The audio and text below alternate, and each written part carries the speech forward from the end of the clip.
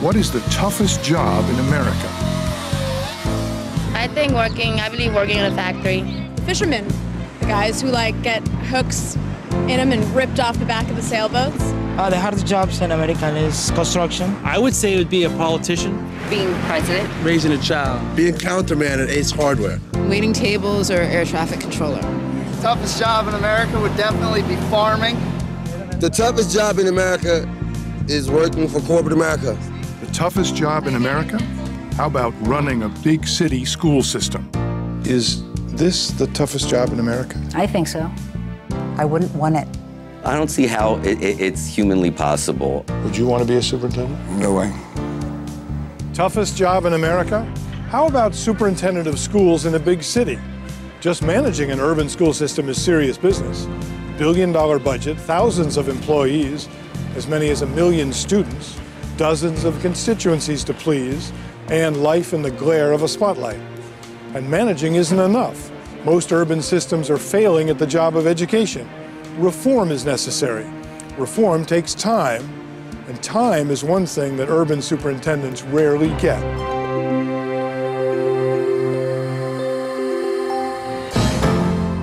The Merrill Report, Toughest Job in America, is brought to you by the people of Toyota.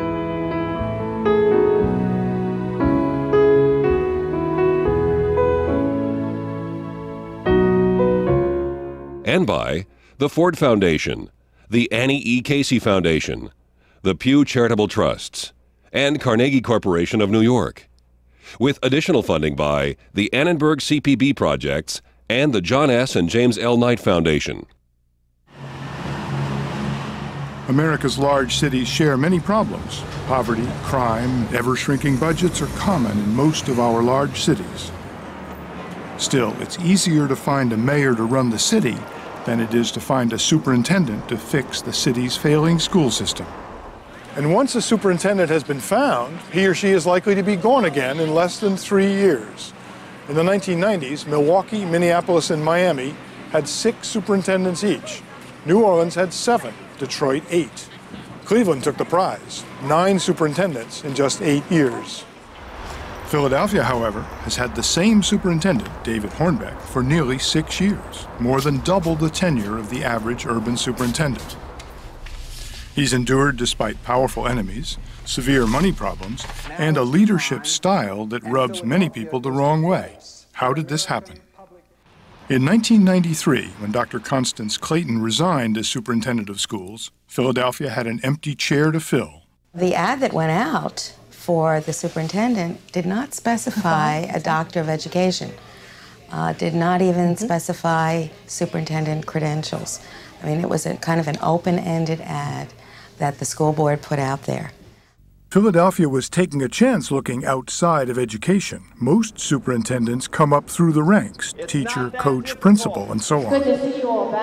After a long and often bitter debate, the divided school board chose David Hornbeck. Although Hornbeck had never worked in a school or run a school district, he had been Maryland's state superintendent for 12 years. He had also received national recognition for designing a school reform plan for Kentucky.